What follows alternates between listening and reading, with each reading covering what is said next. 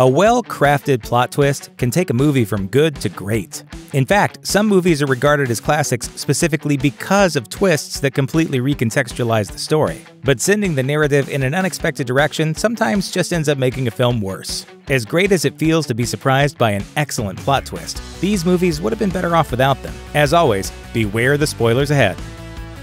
Remember Me. There's nothing wrong with a simple romance movie, and as far as that element goes, Remember Me isn't too bad. Its leads, Robert Pattinson and Emily DeRavin, are solid enough in their roles and boast some nice chemistry. And while it may veer into cliché, the film still certainly has its charms. But all of that goes completely and inexplicably down the drain in the movie's final moments. The film has become infamous for its final act, which reveals that the entire story has been leading up to Robert Pattinson's character being in the World Trade Center on September 11th. It's a subject matter that Remember Me bungles badly, taking a horrific tragedy and using it as cheap emotional manipulation. I mean, why aren't you riveted? Aside from being deeply insensitive, it's also a case of blown potential, as the romantic drama is just fine without resorting to the careless and contrived finale. The Village. The biggest problem with The Village is that its twist turns into a much worse movie. Writer-director M. Night Shyamalan's last act plot twists helped launch his career, but they ended up becoming notorious to the point of parody after this one. The horror film appears to center on a small 19th century village, which has been surrounded by mysterious monsters. But it's actually revealed that the creatures don't exist. They're just the town elders in costume, trying to scare people into staying put in their safe community. That's all well and good enough until the second twist arrives to reveal the film actually takes place in the modern day. And the village elders created these monsters to keep their people protected from the woes of the outside world. With just the first twist in place, the movie might work as a solid social commentary, but the second rug pull makes the movie needlessly convoluted. Spectre. Given the film's title, it's not surprising that Spectre centers on the villainous organization headed up by Ernst Blofeld, one of 007's greatest villains, or that Christoph Waltz was brought in to portray the criminal mastermind, despite some slack attempts at secrecy. So thank you, cuckoo. But instead of simply rebooting the iconic villain, Waltz's character is also eventually revealed to be Bond's adopted brother, making a surprise return after faking his own death.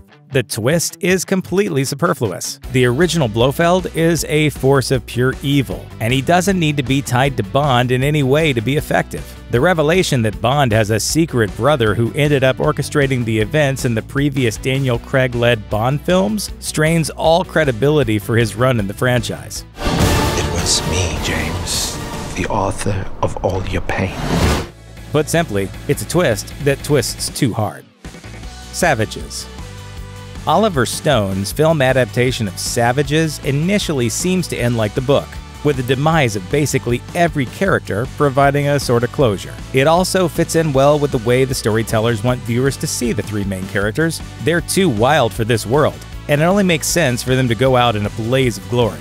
Unfortunately, Stone tacks on a twist wherein the ending is revealed to be an elaborate fantasy playing out in the head of one character. Instead, the bad guys get arrested and the good guys get out clean, riding off into the sunset. This disjointed happy ending isn't just a cheat, it feels like a painfully safe move.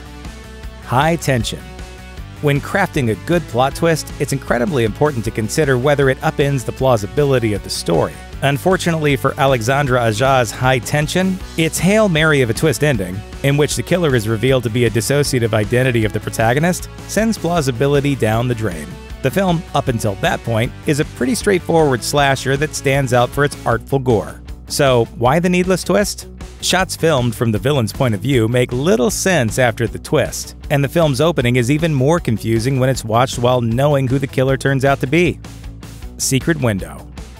Speaking of misuse of dissociative identity disorder, Secret Window also stumbles in its presentation of the illness.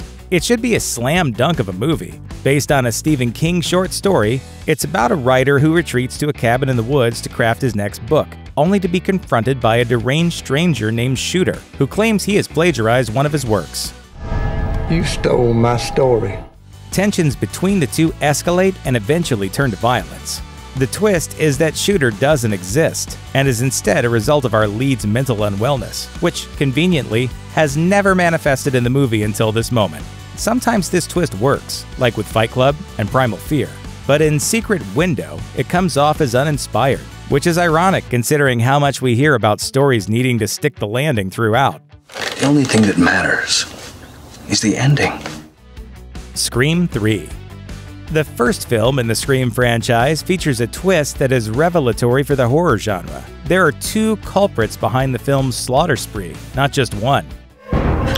Surprise, Sydney.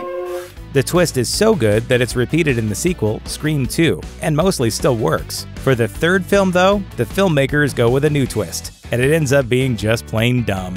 Part of the reason the first two films in the franchise enjoy such reverence is that they function as critiques of the genre. They're self-aware and skewer the typical tropes that had started to bore audiences. The problem with Scream 3's needlessly complicated reveal is that it resembles something from the films the franchise itself satirizes. The revelation that the baddie in this film is Scream protagonist Sidney's secret half-brother, and that he has effectively orchestrated the events of the entire series, is completely unbelievable. It's a jump-the-shark moment in a franchise that scoffs at cliché and closes out the original series with a whimper instead of, well, a scream. But hey, credit to Stu for trying to tie everything together and save the story. Again. If you find yourself dealing with an unexpected backstory and a preponderance of exposition, then the sequel rules do not apply. Thanks for watching. Click the looper icon to subscribe to our YouTube channel. Plus, check out all this cool stuff we know you'll love too.